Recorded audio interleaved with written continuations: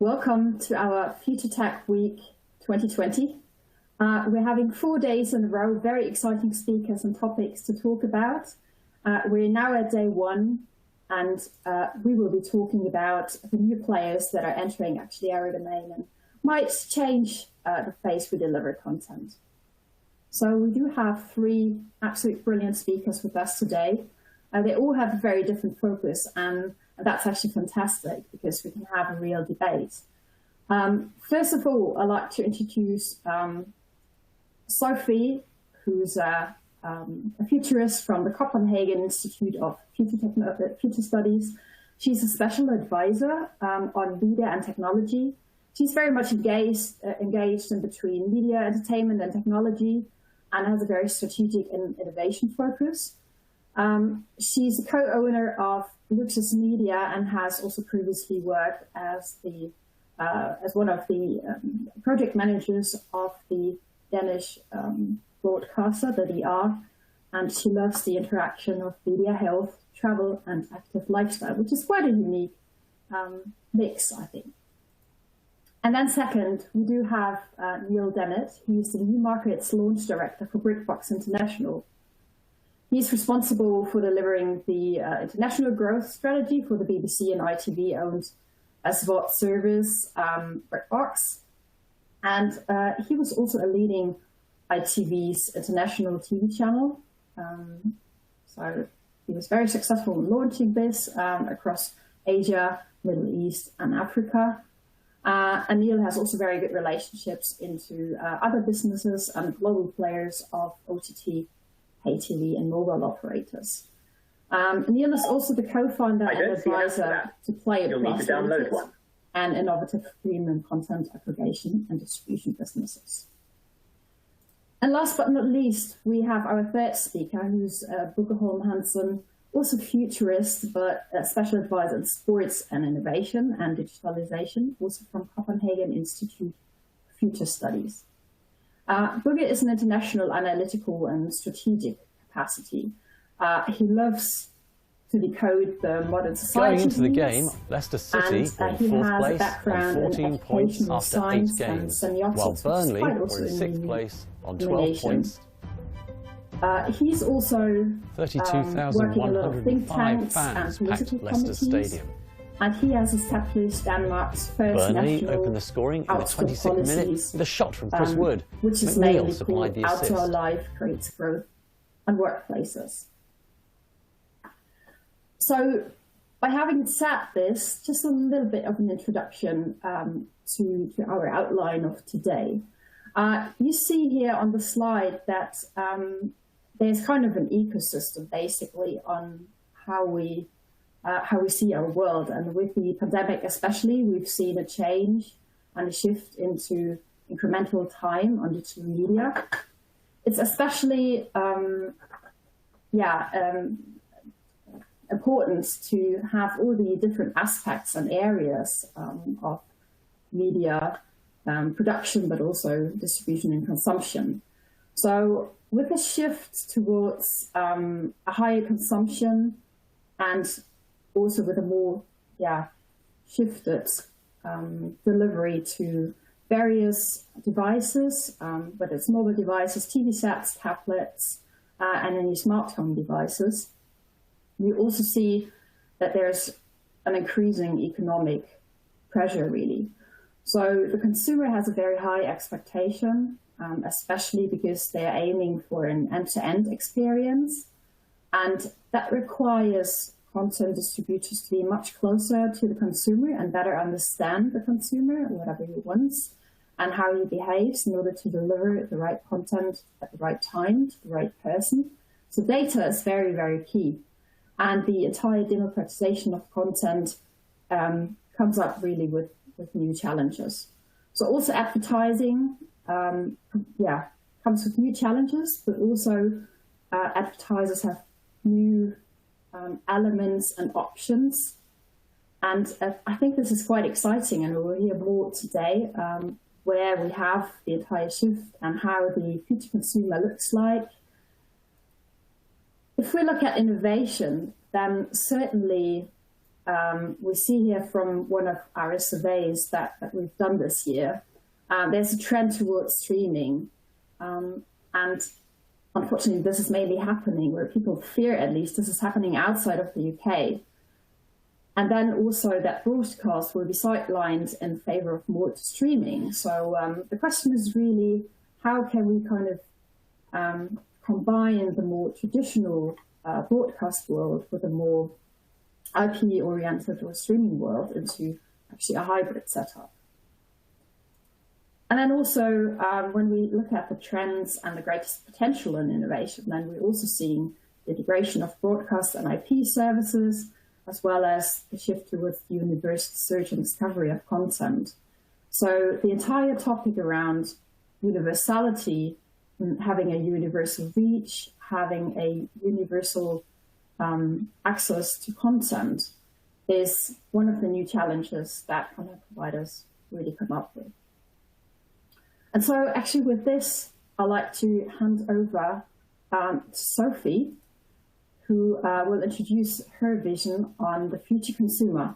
So if you have any questions in the audience, please feel free to post them to the Q&A box.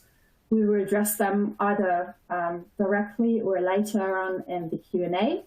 And also further, while we're hearing all the presentations and pitches from our speakers, please, whenever you have any questions, just post them here and we will address them.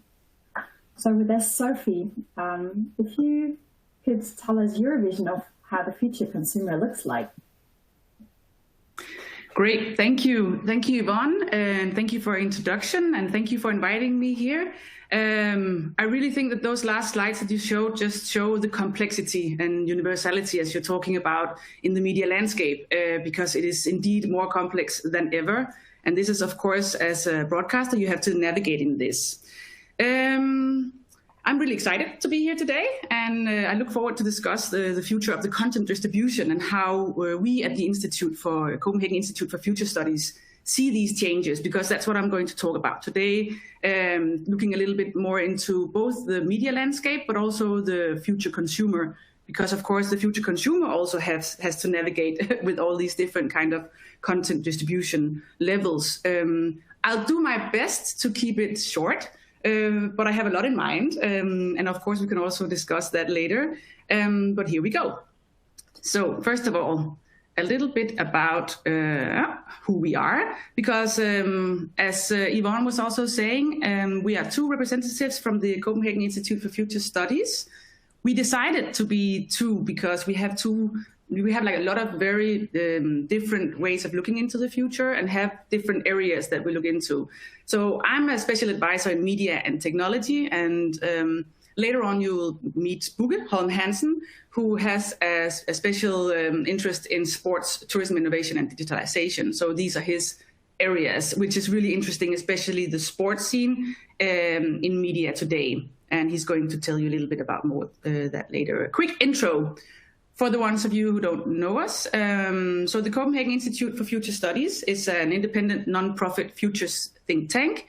We were founded back in '69, so we're a very old lady. Actually, maybe we were more of an old man, old white man, I would say, but this is not the way it is anymore at the Institute. We're a very diverse group of people. It was formed by the former Danish finance minister and OECD Secretary General, Professor Thorkild Christensen. As you can see here on the right side of the picture, on the left, of course, is Kennedy, that he met during his political work. Our vision at the Institute and what we really want to do is to reduce the complexity, because working with the future is not anything about looking into a crystal ball and telling you how the future is going to look. But I would say that this corona crisis also made a big underlining of the importance of having different scenarios and the importance of being flexible and the importance of having different ways of looking at the future and where we're going. So what we do at the Institute is we take that and we sort of enable decision makers with being aware of how the different scenarios can be in order to make structured foresight. So that's what we do at the Institute. Just a little bit about our clients. We work very internationally, and we also work in different industries, as you can see. Lately, we have been working a lot together with NRK, the Norwegian broadcasting. We've been working together with them for the last 5 years, doing different scenarios on the scenario of the future of Norway, the future of media, and the future of public service in general as well. So just for you to see a little bit about who we're working with at the Institute. Here we have a picture of what we thought it would look like back in 1950. And I brought this picture because it really makes a good sense of how we normally look into the future, because it's actually really stunning how many things that they have foresighted back in 1950. You can see there is an iPad, there is a microwave, you can see there's a flat screen. You know, there are so many things that you didn't know would come back in 1950. But what they really did wrong, if you say, when you look as a futurist in this picture, is that they haven't got the whole society issue. The man is going to work, he's coming back, the women are working at home, they're all very thin, very skinny, and that is not how the future looks at the moment, or you can say the future look now. The dad, the granddad, he's standing in the room, probably also living together with the rest of the family, and he's smoking above his grandson. So these are some of the patterns and the way that you can see the future that is very hard to predict, but it's very important, because that is also what's shaping the future, is how we behave as people instead of just looking at technology. So that is one of our main points when we work with mega trends and look into the future. So I want to tell you a little bit about the liquid consumer, because we are seeing a future with more liquid consumption patterns, where new technology and the increased use of IA can facilitate this fast changing consumer needs and demands that we are experiencing at the moment. Because consumers increasingly seek products and services that can improve themselves or the world around them. So that's why we have this better world and the better me, without compromising the convenience. We constantly have this little black book where we see, is it convenient for me, or is it making me a better world? Is it making me a better me? We are sort of looking at the different issues of the choices that we make.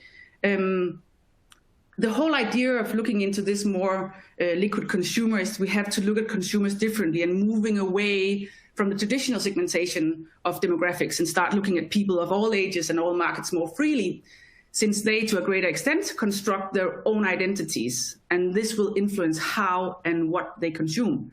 And also a very important point is that these identities, they tend to be very temporary and context dependent. So they no longer behave the way they sort of should behave, and they tend to be very illoyal to brands and having a very high demand of flexibility and services at all times. So this is something also looking into the complexity of the distribution on the market of services, where we can see this form of signals of hyper-personalization that I'm going to go a little bit more into, that is materializing all around this ecosystem. Because what people want at this moment, it's in this very complex media picture, is something that is easier, simplified, and customized for me. And I don't think the industry is very good in giving these solutions at the moment, but definitely a lot of the services that we see coming at the moment are going towards this. And this is also, I guess, something that Neale is going to talk about a little bit later with BritBox. So we're going from this instant gratification model of just having something instantly to desire to have a more intimate media requirement. So we need to have something that is more personalized, my personal demands and needs. And data will definitely play a huge role here. I had the pleasure to join the Danish Association for New Media in their yearly conference this Friday here. And they focus a lot on diversity and representation in media with interviews with different actors within the field. So it was a super interesting deep dive, I think, into one of the Achilles heels in the newsroom, because this was more about how representation and news is taking in the news area.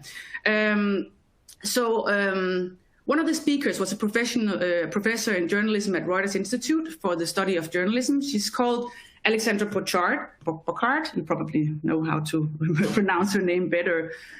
But she was addressing a new survey of diversity in newsroom. And the reason I'm telling this is that she believed that the diversity in media and the representation of different people in media is a way to regain trust in audiences. So also to have diversity in order to truly make personalized personalized content and personalized services was super interesting in that survey. And also another point that she pointed out was that the better educated, they're able to navigate in this world of the media, and they use a variety of sources, whereas the less educated consume less news than the old world of print and TV. So in the old world, so they're like sort of will more go to flow and will have more difficulty in navigating as cable cutters. So that's just a little bit about diversity, which is, I believe, is a very, very important thing to look at when you look into the future. One other thing that I would like to stress is the future of choice, because we have so many choices. And I really believe that this is something that we do not want, because choice is rarely desired as an end in itself. This is also a futurist called Dave Madsen that pointed this out. And I really believe that what people really want is a good experience, and they will embrace choice because they believe that will help them to get that.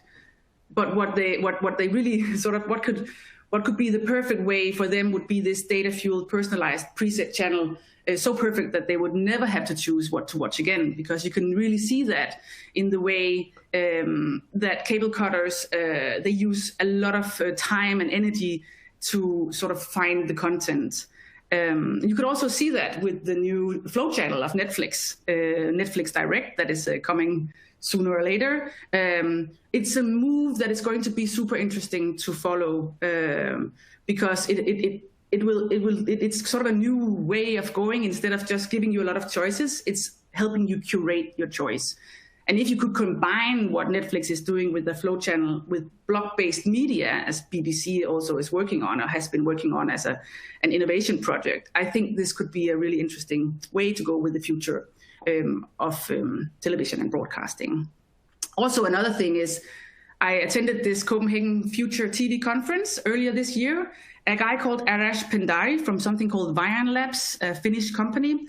They are...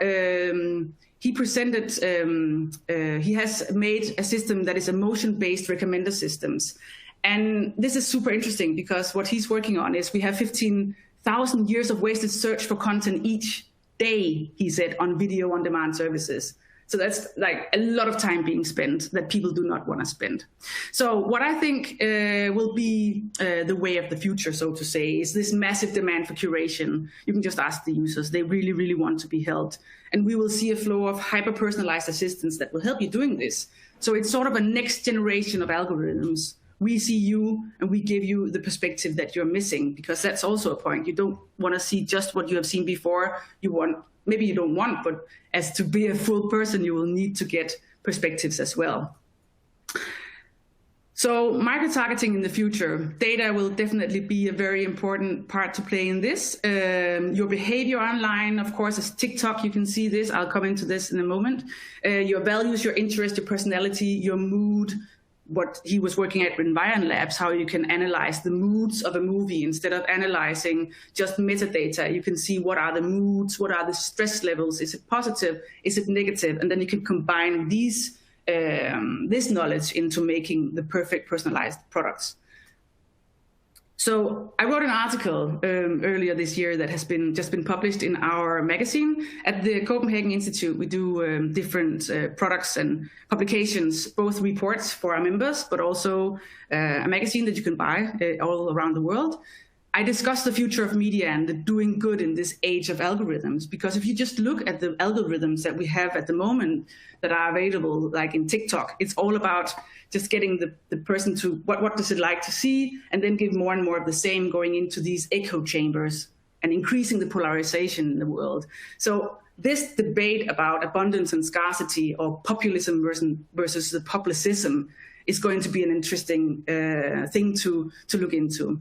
And you can find this article, I think it's free online somewhere in Medium. I can share the link with you later on if you want it. I think one of the main things that we really have to discuss in this thing is who can we trust? And I definitely see trust as the currency of a future European media industry, the way that we can deliver something that the big tech companies cannot. Look into how we can go from touch points to trust points. How can you make sure that your users, your audience can trust you and can make content, that you will be the one to curate the content for them? we believe that we will go into a world of automated trust. And this is also something that is being pushed with technologies like distributed ledger technology that is normally most known for the blockchain industry. I don't believe that blockchain or the whole distributed ledgers thing is something that is over. I believe that it's definitely going to have a big impact in the media industry, and especially with the trust issue. Also, we're talking about this paradigm shift in the making, because trust is declining. And I know there are also some surveys that say that trust is not declining, and especially during this corona crisis, people have been clinging to what they know. I recently also joined in a new study, a new report from the European Broadcasting Union, where I discussed these things. But institutions, when you are in a crisis, you need to cling to something that you're known, but this will pass. And the way that the different products and services that are coming to the market right now can easily take over that sort of clinging to something that you know from the crisis. So there is definitely something with this trust that we will need to discuss. There are so many investments in new technology. Younger generations push this development forward. And I think that something that's really important is, does traditional media or public service media, for that instance, have a right to win? I don't believe so. I think you have to show and prove your worth, and also deliver what people they want and what they are looking for, and make it in a good way, and also be responsible in the way that you do it. So my key takeaways from this sort of short presentation, this is a very quick dive into it, is that the media landscape is changing faster than ever before, and the current ecosystem is just not sufficient in the way that it looks. We live in this age of algorithms where data is the key, but there's a huge urgent need to discuss ethics, privacy, and transparency regarding this. There is I know that this is also being discussed already, but this is just something that our studies and surveys also take into. There is a new opportunity to position European media in relation to the new players in the media industry, such as the big tech companies that have been taking and are taking over if we don't manage to find good solutions on this. And I think the need to redesign the role and responsibility of the media industry has never been more essential. So with that is all from me. Many thanks, Sofie. Yeah, that was definitely a very quick overview, and I'm sure you have more thoughts to come. A quick question actually from the audience, from Paul Gray, and he was wondering, when we look at the personalized channels, is this actually a danger that it fails to provide a balance to new news coverage? Or actually, how do you see this? You don't have to, as we also say, like, the future is already here, it's just unevenly distributed. You can see this already happening. So this is the big issue with social media, and with media like TikTok, for instance, is that they only show you, that you go down one hole, it's just down the rabbit hole. And this is definitely an issue. And I do believe that this is where I'm saying the European media has a chance to do something differently and build these things into the algorithm. We made a project earlier on this year as well at the Institute about making a public service algorithm. And I know this has been something that's is being worked on at the moment, and that also BBC and other big players are trying to work on. But this is something that there is an urgent need to stress even more, because yes, it has a big danger if this hyper-personalization doesn't take in the ethical issue and provide all these tasks that makes, for instance, the public service media. That has to be built into the algorithms, built into the way that we curate. So that is the way that I see it, and it's a huge and very complex matter. But I believe that it's the responsibility of the media if they want to survive, so to say, in this way. Else we will just go the TikTok way. Yeah, that's quite interesting thoughts, and I'm sure we will touch on this later on in the discussion. So thank you, Sofie, for this. And now, Neale, first of all, congratulations to the launch of BritBox Australia. That was just recently launched.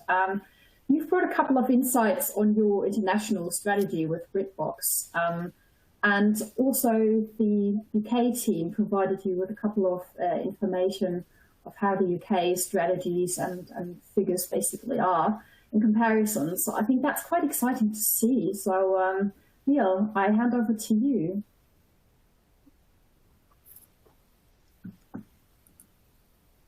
Thanks, Yvonne. Good to be here. As you say, hot off the launch of BritBox in Australia in the last 24 hours. So apologies if I'm looking a bit tired. It's been a big weekend for us at BritBox. I guess picking up on a couple of Sofie's themes she raised, though, what we're really doing with BritBox is trying to improve the amount of available British content that people around the world can choose to access. And a very important aspect of what we're doing with this service is that we're bringing this content directly from two major trusted brands in terms of BBC and ITV. And we feel that's a big plus to this service because these brands are known globally and trusted in terms of their ability to curate and bring you good quality content. So, quick introduction to myself. My responsibility is launching BritBox into new markets. So, where are we at the moment and what have we been doing? So, as most people will be aware, BritBox is a joint venture between ITV and BBC. In the UK, actually, it's more of an ITV endeavour, 90% owned by ITV. But outside the UK, where BBC and ITV are 50-50 joint partners. ITV and BBC obviously both have very established and extensive distribution strategies outside of the UK and in the UK in terms of creating and selling content to across hundreds of territories and also running linear channels. ITV wrapped up its linear channel, ITV Choice, its international channel last year, but BBC still has a number of channels available internationally. And that's something we have to work alongside as we look at the international rollout strategy of BritBox. For the UK, though, it's just had its one-year anniversary, launched last November. A very strong launch in the UK, and we'll come to this a bit further in a moment. But the real focus now on extending content offering and distribution within this country. Outside of the UK, though, and maybe less known here, is that BritBox launched in the US first 3 years ago. It's been growing incredibly strongly, well ahead of any targets. It launched also in Canada 2 years ago and now has over 1.5 million subs in North America and continues to grow strongly. As mentioned, we launched Australia today, so that's a key territory for us, we believe and we hope. And that's launched on a number of platforms in the last 24 hours. And we've announced that BritBox has an expansion ambition to launch in at least 25 markets in the next few years. So that's what we're focused now is where next, which is going to keep us very busy, I think. One key point about BritBox, though, is we have one core brand and proposition, but we are tailoring it to different markets to make sure it suits each market as we go. How we define BritBox. So one helpful tagline is where British creativity comes together. When we're marketing BritBox, we're very clear this is created by BBC and ITV. And coming back to that point and trust, we think is very important to that people know that this is coming from BBC and ITV. We're also finding the brand name is working extremely well in terms of BritBox, and that people are very quickly understanding what that means and what they can expect from the service, which is essentially the home of the largest collection of British box sets. That goes back to the catalogue, best of the past, but also new commissions coming into the service now, new exclusive content. So a lot of the content is very recent, and the future as we bring in more commissions that will be available on the service exclusively.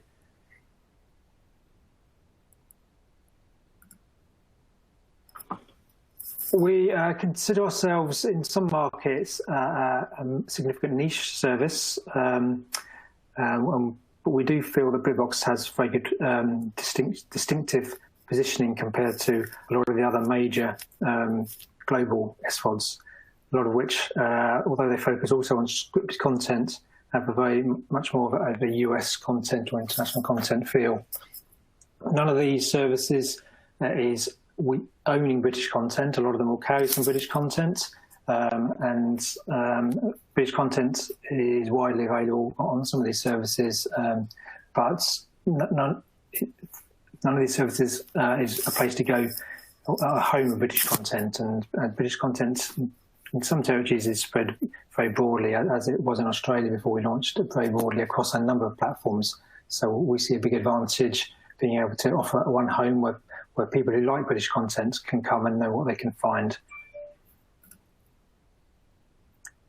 Just a bit of background on BritBox UK, which most people here today will probably be familiar with.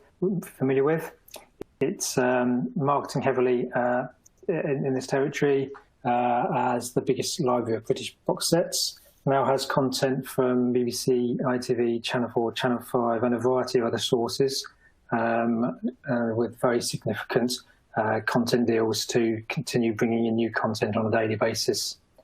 It's a broad editorial proposition, so not just scripted drama and scripted content. We now have film and theatre content, reality content does well, factual, documentary, and increasingly originals. Most successful example of that is Spitting Image, which launched in the recent weeks. Big investment into that topical show, bringing back Spitting Image, a well-known brand. That was timed to fit with world news, obviously with the US elections, and there's been a huge success for bringing in new customers into the service. So we're very pleased with that. BritBox UK has also commissioned its first original commission, The Beast Must Die, with some big talent names in it that's going to be coming soon. And the other focus, as mentioned, for BritBox in the UK has been distribution and widening that availability to users to consume it readily, particularly on their TV set at home, wherever they are. So now distributed on over 21 million devices in the UK, with major partnerships announced with BT and EE.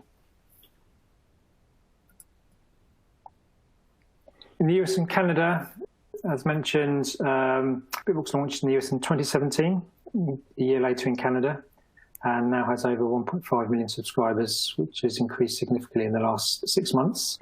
It's extremely well distributed now as well, and also alongside direct-to-consumer devices is available on Amazon channels and Apple channels. Particularly Amazon channels is an important route to market alongside what we call owned and operated routes.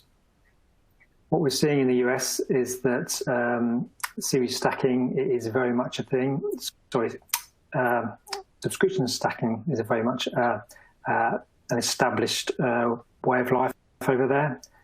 Just reading a report this morning saying that some more research is now identifying that over 60% of US households have more than one subscription. We're certainly seeing many with 3 or 4, and that works very well for BritBox. BritBox isn't looking to replace those other services. It's not looking to go head-to-head with the likes of Netflix or Amazon, but it is can often be maybe the 4th or 5th subscription alongside those services, and there's still a substantial market for the service on that basis. In terms of audience as well, it tends to have a slightly different demographic maybe than some of the larger and US-based subscription services.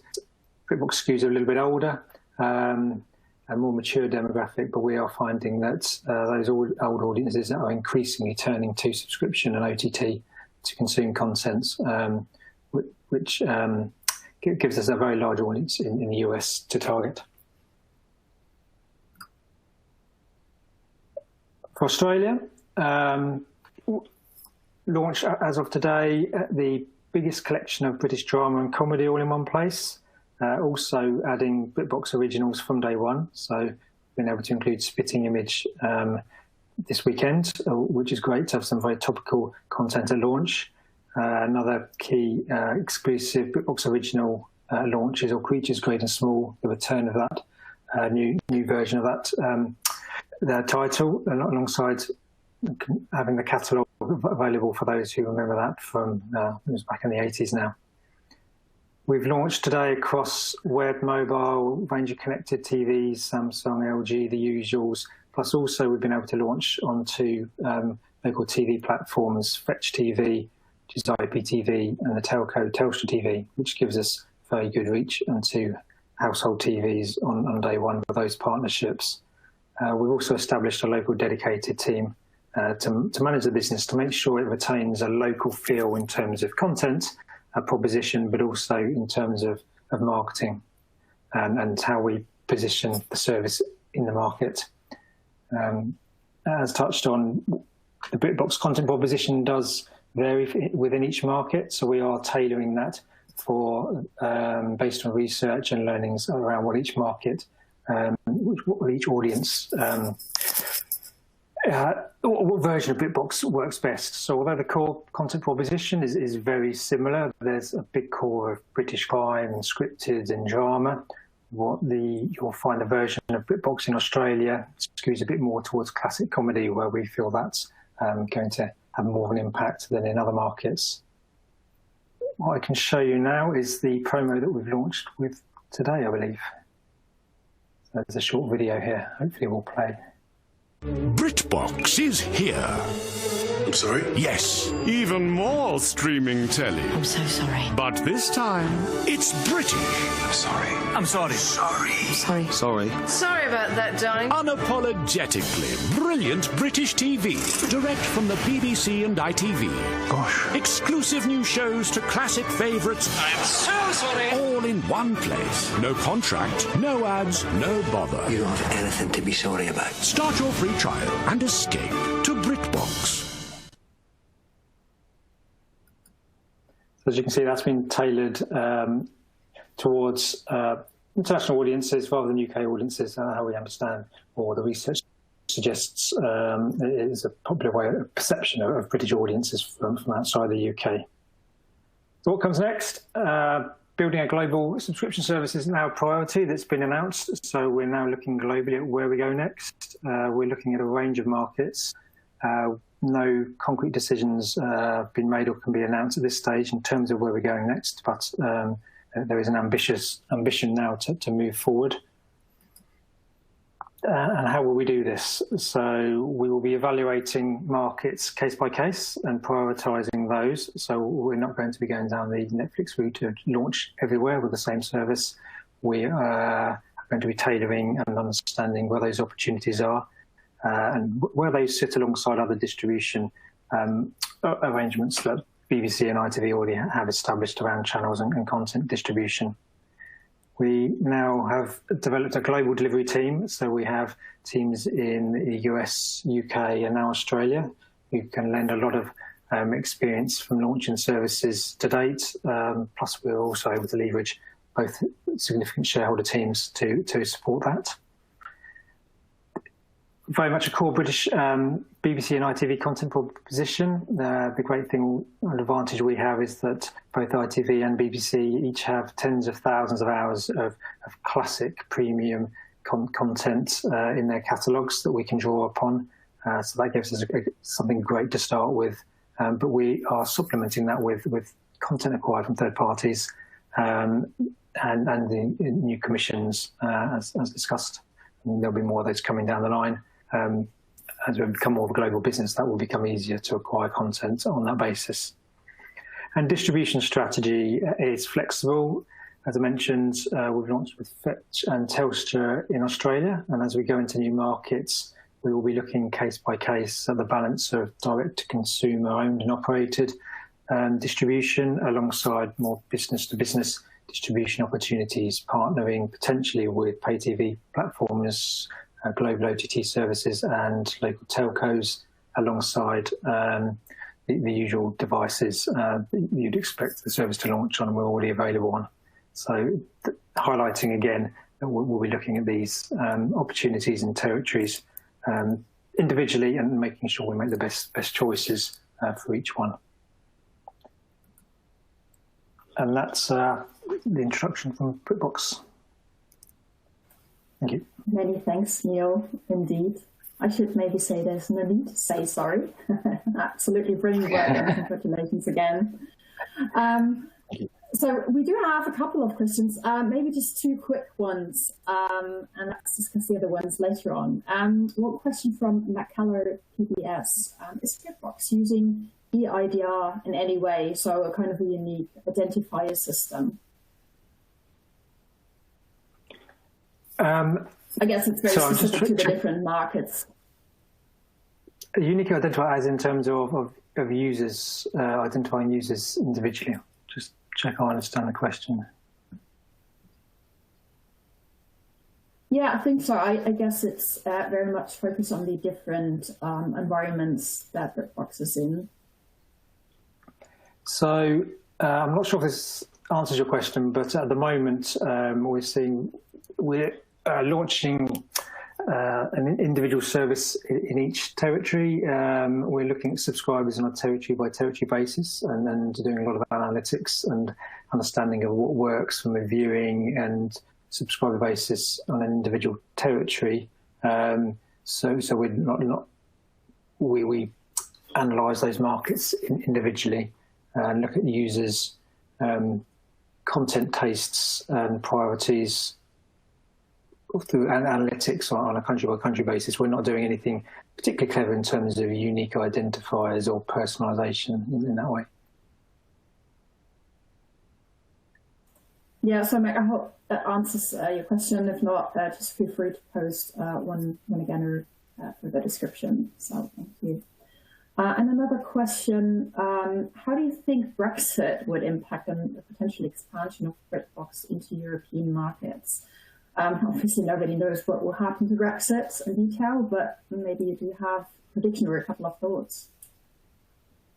Yeah, I guess there's two areas that has come up in consideration so far, but we don't see it as a major issue, to be honest. We're not identifying it as a particular cause for concern. I think the perception of Britishness and British content, and from the brand perspective, has been raised a little bit in terms of, is BritBox a useful brand to be going into European markets with right now with Brexit?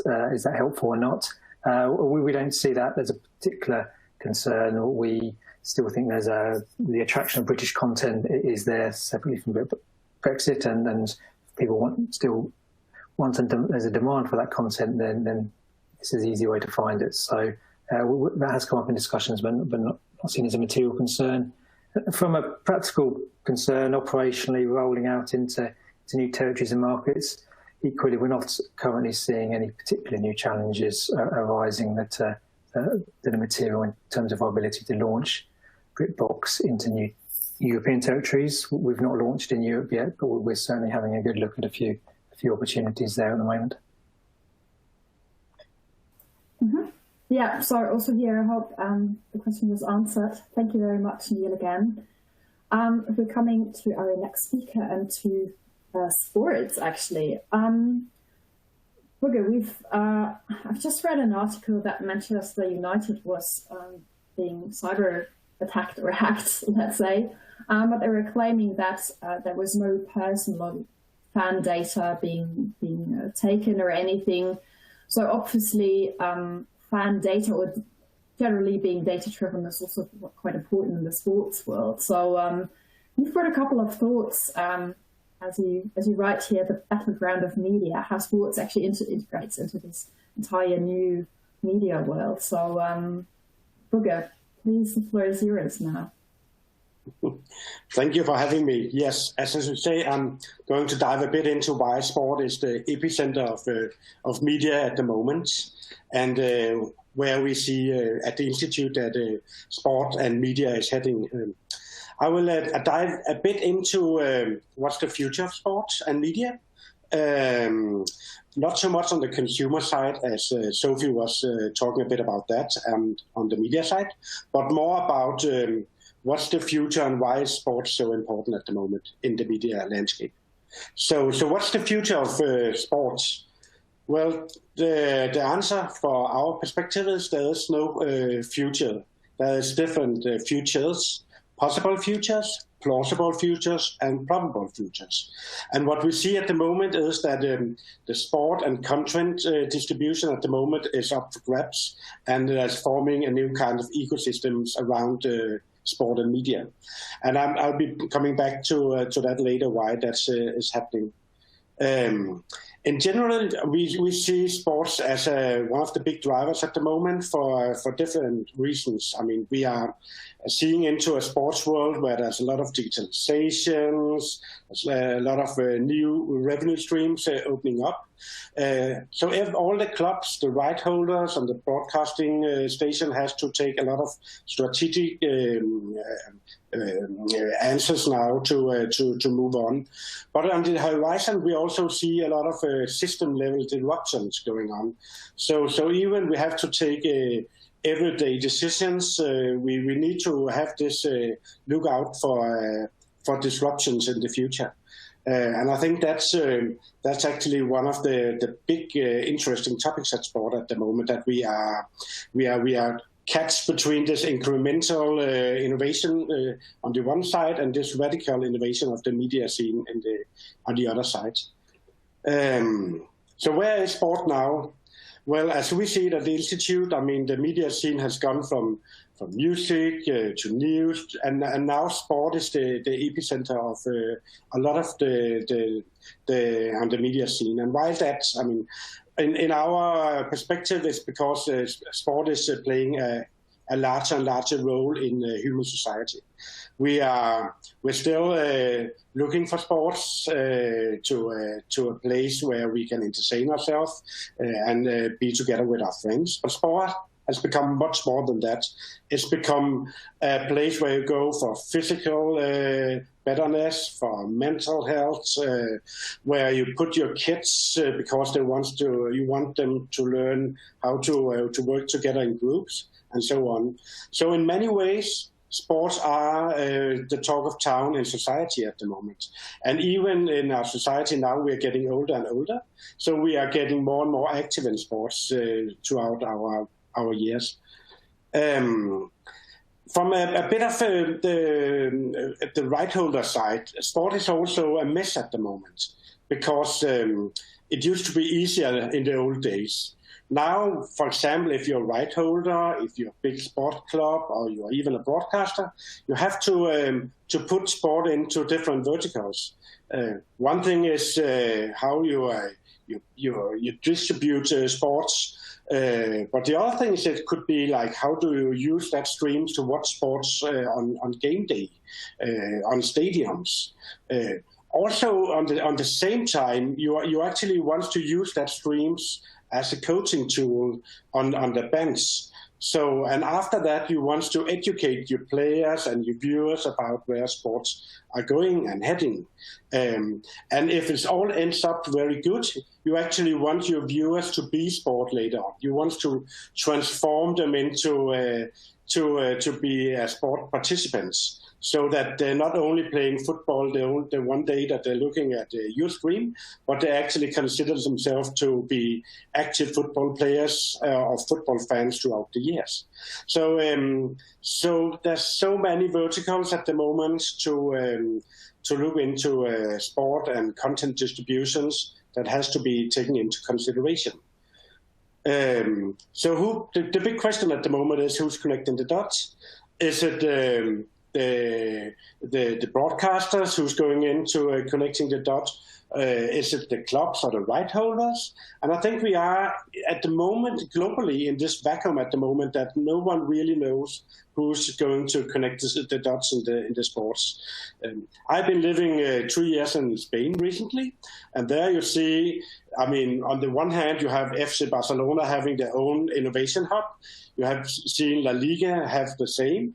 But nobody really knows who's the one in charge of connecting the dots at the moment. And that's very uncertain for a lot of stakeholders, but it also great possibilities to be the one who's connecting the dots at the moment. So that's quite interesting. I'll come back to that later as well.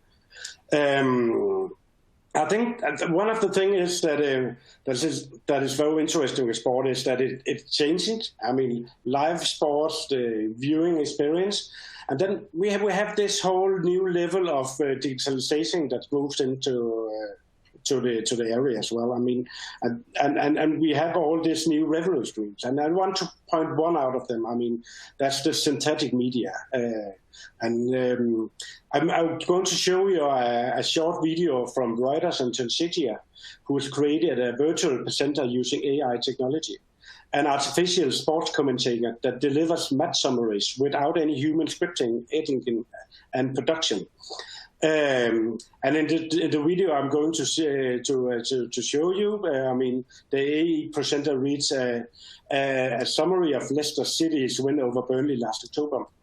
And I mean, so that's one thing that you actually can personalize and monetize live sports in a way that is way cheaper than before. But it also opened up to a lot of new target groups. I mean, you can go international with this kind of technique. I mean, you can create own characters. We see, for example, in South Korea that we have several K-pop groups at the moment who have like synthetic actors. I mean, mixing together with physical actors. So this is only a way of. I mean, so far we have only scratched the surface in thinking about what this synthetic media can be in sports and in all kinds of media in general. But I think actually we should take a look at it and remind ourselves that this is totally an AI without any human scripting. So let's have a look and see how it looks in real life. Going into the game, Leicester City were in 4th place on 14 points after 8 games, while Burnley were in 6th place on 12 points.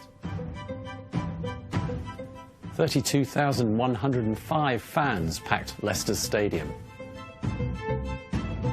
Burnley opened the scoring in the 26th minute with a shot from Chris Wood. Neale supplied the assist.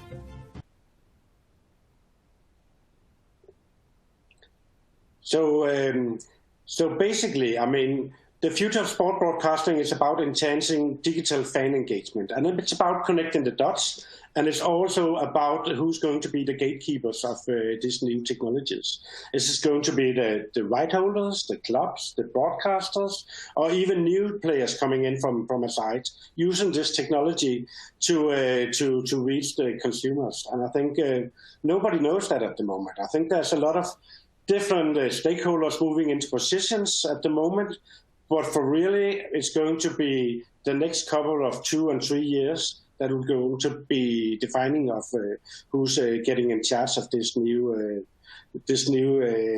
technologies and digitalization that's going on.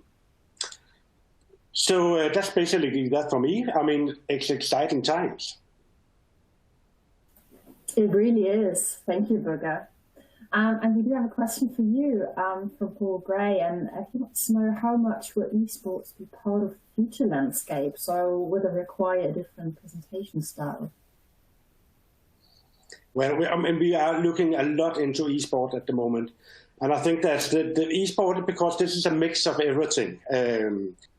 So we see there's so many topics in esport to grab on, and maybe Sofie can also come into that. I think that the possibilities and the new revenue streams coming into esport as a whole is enormous. So I think that's going to be a huge field in itself, and then that will open up for different things. I mean how to do revenue streams inside the stream from that.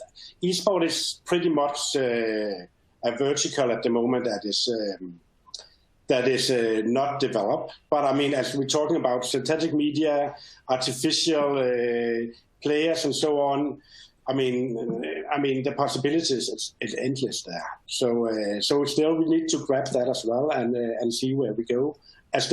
It's an ecosystem forming at the moment, and we really want to know who's going to take charge of that ecosystem.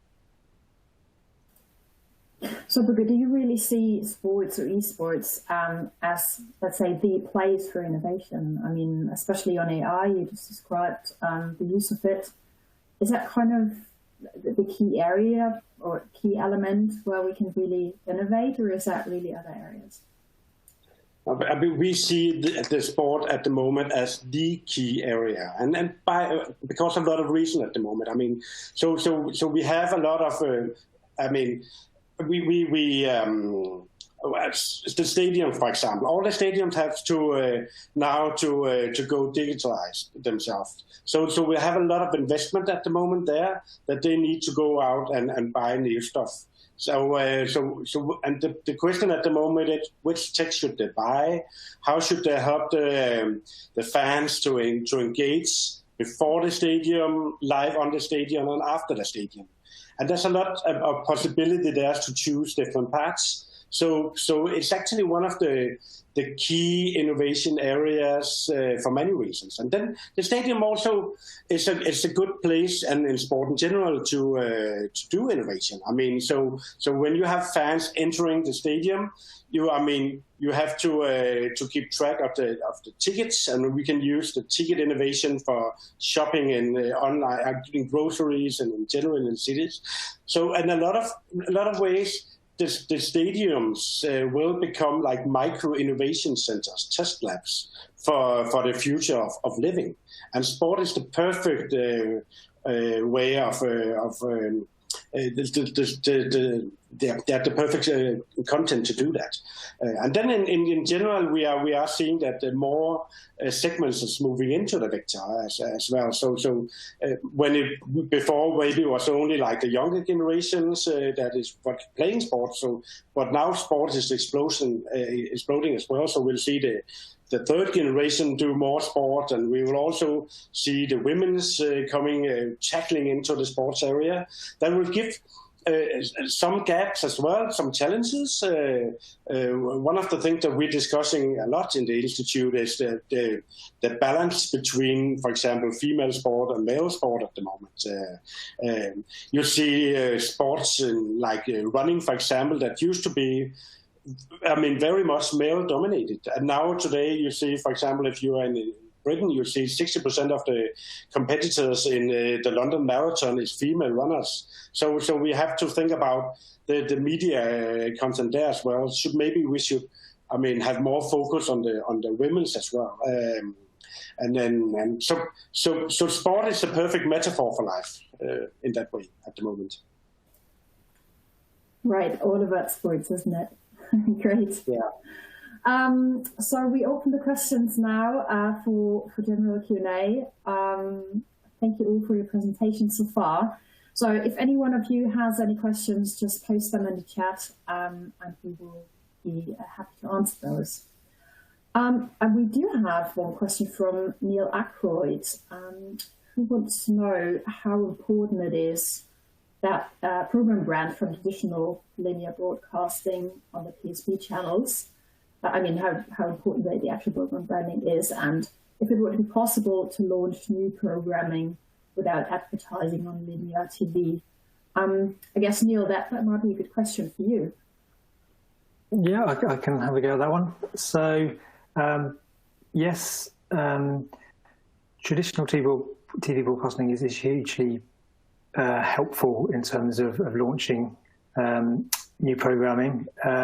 Existing programming brands are also extremely helpful for launching new subscription services. So for a service like BritBox, it's incredibly important for us to have a lot of brands in there that have been made famous through linear historically over the years, but also we do see an ongoing relationship with linear as being very important. So from an international perspective or from the UK perspective, a first linear window can make program brands extremely strong, well-known, their talent very well-known, and for that period they exist in that linear world. That is extremely helpful for then being the right sort of content for that content to remain valuable in an on-demand world on a subscription service like ours. So we're very happy when we're launching BritBox in a territory that programs continue to appear in a linear window, potentially first for a period before then coming into a second or third window within a BritBox service. Being able to watch the new season of Vera live on TV, we don't see as diminishing the fact that you can then watch the previous 10 seasons on BritBox, and that works very well together. In terms of launching new programming without advertising on linear TV, certainly it is very helpful if you can use linear TV to promote the availability of new programs that you've invested a huge amount of money producing and acquiring and commissioning. So that is very useful, and as you've seen, we're doing that a lot in the UK, and in other territories we're using TV advertising alongside radio and digital. It's not the only form of advertising available to help with that, and especially when you're first establishing a service, probably more important. Once you've built trust from your existing subscriber base, then introducing them to new shows, we hope is easier to do once they have that trust and understanding that what you're bringing them is of interest to them.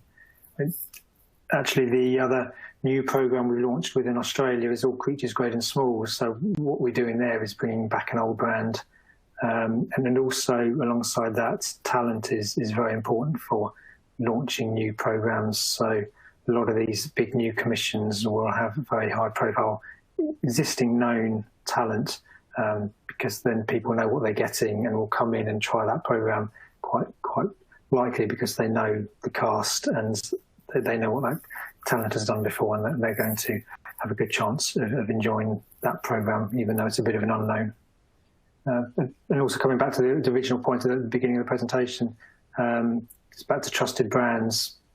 A service from BBC and ITV comes with the knowledge that those broadcasters have a role in curating and commissioning that content. So BBC and ITV are very established at launching new programme brands. So there is some trust that comes with that for subscribers who subscribe to a service backed by those broadcasters.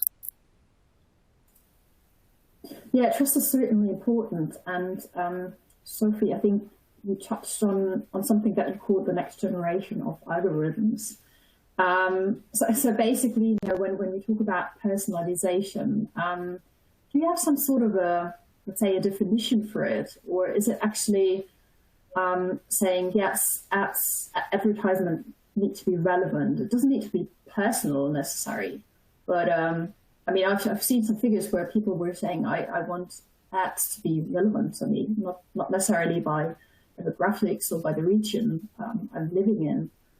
And then I think when you also touched on the fact that the consumer wants flexibility and is less loyal as they were before, would this be maybe a way to remain loyal or to have a closer relationship to the consumer again? It's definitely going to be super important to keep this relevance and how to be relevant in this media landscape. What we see in Danish media, at least, and also some of the other international media that we were working with, is trying to create own ecosystems. And I believe that is also what BritBox is doing, trying to sort of maintain control of the content within some sort of sphere. And I think that this is a way to try to connect with the audience, because the relevance that you're also discussing and talking about. So personalization has a lot of, it's the means to a lot of different things. Because, so what I sort of touched in before in my presentation, this whole TikTok versus Quibi. I don't know how many of you know Quibi. They only got to live very, not for very long. I think only 6 months, and they went down with a big bang. Lots of $1 billion investment going down there, which was partly due to the fact that the corona crisis, of course, changes the patterns of how we spend our time. We haven't been addressing the COVID-19 so much in this discussion, because for me it's something that has accelerated a lot of the things and the mega trends that we see. So it's still going sort of in the same direction. So I do believe that this way of keeping relevance and creating the curation that BritBox is doing is something we will see much more of, in order to sort of try and keep it in a certain, closed ecosystem of some kind, and keep control and connection to the audience. Because if you give away all your data, and we have seen that with the big tech companies, if you just give away everything to Google to Facebook and other sort of big tech companies, they will have all the knowledge regarding the audience, and you won't be able to match going into these intimate requirements that we will see. I hope that answered the question. I'm not sure. Yeah, no, fantastic, absolutely. And also when we look into sports now, again, I mean, what you said, who will connect the dots? Certainly, if you were to predict to have an answer to this question, who would you choose? Or do you actually see that, I mean, is sports really the premium brand? Is that really premium content? Does that kind of fit more with traditional broadcast, or does it even have a place in streaming content or in the hybrid world? So does it simply all connect to each other? Well, that's the good question at the moment. I think, as Sofie touched in the start, I mean, who has the right to win in this sports world? I mean, is it the old broadcasters? Is it Europe who has the right to win because we are an old continent, or is it coming from other sides at the moment? And when I see, I mean, I'm working a lot with innovation centers, innovation clusters, and so on. And if I have to be frank, then when I go to places outside Europe at the moment, they are actually the one who's doing really radical innovation thinking inside sport broadcasting. So we are having places in Europe that are looking into this new possibilities. But the ones who's actually is really seeing them is not living here in Europe. I think that's, for me, that's sometimes a little bit frightening to see very old broadcasters who's actually not taking the digitalizations very seriously. So when you have when we are listening to European broadcasters going to the world, I mean, we will see a next generation of stations coming to Europe, and they want to explore like the European scene. And that's not only the big tech companies that Sofie is talking about, Google, Facebook, Amazon, and so on. There's also broadcasters from abroad that see Europe as a market in the future. And I mean, just a couple of years ago, they wouldn't have a chance to come into to Europe on their level, but now with synthetic media, with AIs and so on, there actually is a very large scenario for them entering the European market and taking a huge gap of the market. So I think that the battle for the content will be fantastic to follow the next couple of years, and it will be from new players coming in who wants to have a part of us. So you actually answered almost our question of our session today. That's good. So we do have one more audience question. In fact, to all the three of you, if you believe the proliferation of SVOD platforms is sustainable, or will we see a rationalization at some point in the future? So I think sustainability is really an important point in many ways, economically, environmental. How do we sustain the relation to the customer? You know, how we can kind of build on this. Are you having a view on this, one of you? I have a view on that one. Sure, go ahead. Clearly, there's a lot of new services launching at the moment. BritBox isn't the only. There's many subscription services launching, and it's becoming easier and easier to launch a subscription service. Many of which are very small and niche. I think there's some way to go. What we're finding is that in individual countries, we haven't reached the boundary yet of how many services consumers will subscribe to. Averages are coming up to maybe 3 or 4.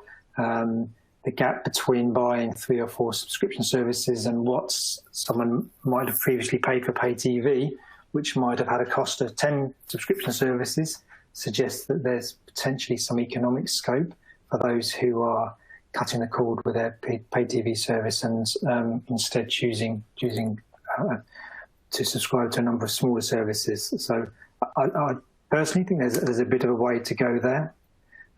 Also on sustainability, I think some of these smaller services have a lot of growth potential now internationally, where they might be focused on a particular niche. And we're seeing some niche services doing extremely well globally, building scale. Services like Hey You or Shudder, Crunchyroll are building big audiences around some reasonably niche content by expanding globally, which is becoming easier to do. So I do personally think there's some way to go before you reach saturation point. And certainly then the global OTT services and pay TV platforms are setting themselves up as super aggregators and are increasingly looking to offer these smaller services as on an a la carte basis. So if you can, as a smaller service, if you've got the content, can access the content cost effectively, the cost of getting it to consumers is becoming easier. So I think there's a lot of potential yet. Yeah, absolutely. Maybe Sofie or Bugge, if you have a view on this as well, on the sustainability and various flavors. I can give my perspective on this, because of course this is a market where it's going to be a huge battleground and we cannot all win. So that's also why it's so important to get it right and to understand the demands of the consumers and what they want. So is it a sustainable way, or to go into that? I think you cannot not go into that area. I think this is the way that it's going to move in order to be able to answer the needs of the future consumers. But of course, a lot of different players will come in, a lot of new services and ways of doing it. Also new ways of making money on it, as we see already with the new types of ads that are coming into the VOD ecosystem. I think that is super interesting to watch how you put in ads in old movies. You have sort of waiting ads. You have all kind of different advertising models. So is it going to be the users that are going to pay in the future? Yeah, for some services that are good enough. Of course, there will be a lot of players, and especially the big players, I would say, they would come in and make some cheap on feasting on your data. So this will also be, I think one main point is that there is no one way to go here. We have a lot of different directions, and this will fit different consumer needs as well. Again, as I said in the presentation, we have different sort of ways to go into this, that maybe some of the more well-educated that are moving towards slow journalism, or, this radical softness is talking about, like going into a new way of media, a new perspective of sort of going away from this very cynical and evil tone that is. I heard about there has been a survey, like there's this thing of Twitter where you can measure how the mood is on Twitter, and it hasn't been worse for a long time than these last couple of years. So the negative words that are being used in general, both in social media and in media, is really an issue. So my point is on this, I believe that if you are good at curating and good at knowing your customers, I don't think there is sort of a limit to the sustainability if you can find the correct model, of course. But if I had the answer to this, I would probably be rich. But I do believe that this is something that you have to be very aware of in the future. Mm-hmm. So we've heard a couple of times that this content aggregation is absolutely key. There are a couple of services out there already from manufacturers or independent solutions as well. Neale, you also mentioned that you're partnering a lot. I guess this is really key, but is it actually that we remain local while being global? Is that really the key to success? I think for a lot of services, that is an important balance. If you have global rights to content and you can launch globally, as I was saying, that's becoming easy to do. And through partnerships and local regional partnerships, you can quickly find reach and distribution and audiences So if you have the rights and content to be able to do that, certainly from a BritBox perspective, we're very aware that local cultural and content demands do vary, and you do need to tailor the service potentially locally. And that can be done through how you merchandise your service and your proposition from a product perspective, and is an important consideration. But yes, I think it's a balance that should quite often be easy to strike. Mm-hmm. Yeah, absolutely. We do have a question for Bugge here from the audience, and that is, what's the EBU doing to help this dissemination of innovation, especially getting to established public service broadcasters? I think, yeah, Bugge, are you aware that the European Broadcasting Union is doing anything in that field? I'm actually not aware. Maybe Sofie can answer that, because she's actually used to work a lot with the EBU. So do you have an answer for that, Sofie? Yes, if you could just quickly resume the question again. Yeah, Yvonne? absolutely. So yes, absolutely. So the question was whether you are aware that the EBU is doing an initiative or something, some work to help this dissemination of innovation, especially getting to established public service broadcasters. I am aware or maybe that you're aware of any different. Sorry, maybe you're aware of any different initiatives as well. I am aware of a lot of different, EBU is doing a lot to innovation right now, and they're working a lot. The ones of you who are joining in the EBU and are members and have joined in some of their work recently know that they work a lot on these issues and also on innovation. We are not involved ourselves in the innovation that they're doing at the moment. So I can't mention any particular projects, but I do know that they're working a lot on this area. And also I mentioned earlier on the new report that they did that tags into, it doesn't go into the sports area, if that was part of the question, but it goes into general, what does the newsroom and the public service broadcasting look here seen in after COVID-19 has emerged. I can really recommend you to read that report as well, that digs a little bit more into what are the consequences right now. So I can only recommend you to follow their work if you don't do it already, because a lot of interesting stuff is coming, and they're very aware of this and trying to figure out how to grasp these issues that are emerging. So those are some of the things that we're working with them on at the Institute. I think we can send you the link to the latest report that you can download. That would be perfect. But if I could make a short comment. Sure. Yeah, I think one of the interesting points here is that when you are looking at the innovation centers or clusters, that in sports, you are having, the EBU, a lot of the traditional broadcasters have been doing innovation in sports and in this area for years. But what we are seeing now that is apparently is not enough. So when you see new clusters, new organizations is building innovation centers for themselves, and I think that's because we haven't been good enough to be a part of the solution at the moment, and especially now in COVID-19 times, you see a lot of. In sports, you see a lot of the right holders, the clubs, is really struggling at the moment, and I think a lot of the old broadcasting channels hasn't really been able to solve. To give them new revenue streams and solve the situation we have at the moment.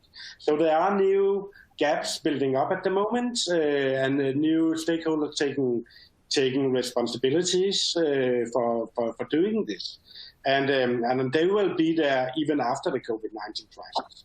So we see innovation centers popping up the last 2 or 3 years that is really getting traction at the moment and are doing really, really interesting stuff. And I think that's when you are looking and sitting inside a bubble in traditional media at the moment. I mean, sometimes it's good to go outside that box and looking at what they're doing in other ways, other places. So really a lot of interesting innovation going on at the moment. But in my perspective, most of it is happening in places we didn't look for it for a couple of years ago. Yeah, that all sounds really fantastic, and I think we're looking into a very exciting future. Obviously, we could raise a lot of questions, but we could also answer a couple. Yeah, I think also with the pandemic, we'll see if there's different priorities, if consumers will have different expectations. But certainly, we know that the media world is drastically changing compared to what we know. So we've come actually to an end of our session. So many thanks to all our speakers and panelists. I also like to remind all of you that we have a couple of other sessions upcoming this week. So tomorrow is on 5G and 6G. On Wednesday, it's all about the kids tech and how we reach actually kids with specific content. That's actually on Thursday, and then Wednesday and Thursday, we do have a session on product development and how we can develop products and services that really meet the needs and the requirements of the user. So by having said this, I would really like to thank all of you, Sofie, Bugge, and Neale. Many thanks for your time, for your insights. We will also share the links that we just provided. There were a couple of questions whether you could do, so we will follow up with this. And by having said this, many thanks also for you all joining us, for dialing in, for staying until the end and listening. And hopefully you can also enjoy all the other sessions upcoming this week. Many thanks and goodbye.